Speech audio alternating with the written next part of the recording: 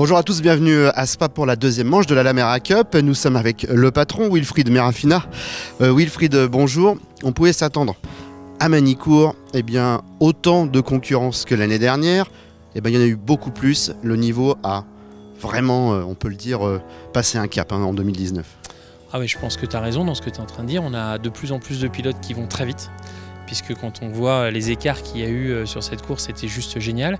Et puis il y a en effet plus de prétendants qu'avant. Et dans toutes les catégories, c'est ça qui est sympa, parce que le gentleman, il y avait aussi grosse bataille, pro-am, grosse bataille, et élite, méga bataille, on va dire.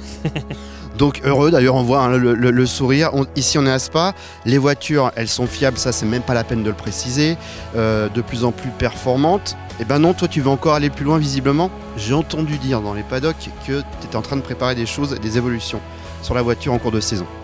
Ouais, on travaille sur un peu plus de puissance, parce que je pense que plus il y en a, mieux c'est. Et puis ça permettra à nos pilotes élites d'être encore plus heureux.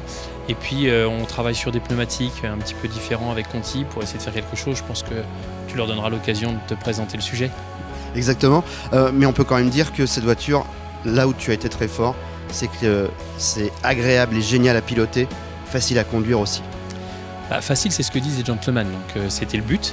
Et puis agréable à piloter, je pense que des gens comme Christophe Bouchu, comme Thierry Soave, comme Manu Orgeval ne seraient pas là si on n'avait pas une voiture sympa. Un Geoffrey Dorchy nous fait des prouesses aussi tous les week-ends, donc je pense qu'ils prennent du plaisir et c'est vraiment ça l'objectif numéro 1. Dernière question, des nouveautés cette année aussi sur les circuits avec des endroits où on n'a pas encore été. Ah, t'as remarqué, ouais. Oui. Ouais, on a essayé de faire un championnat un peu plus extérieur que d'habitude. On va 3 fois de suite, enfin 3 fois à l'étranger. Et dans ces 3 fois à l'étranger, on va à Gérèse pour faire notre 24 heures.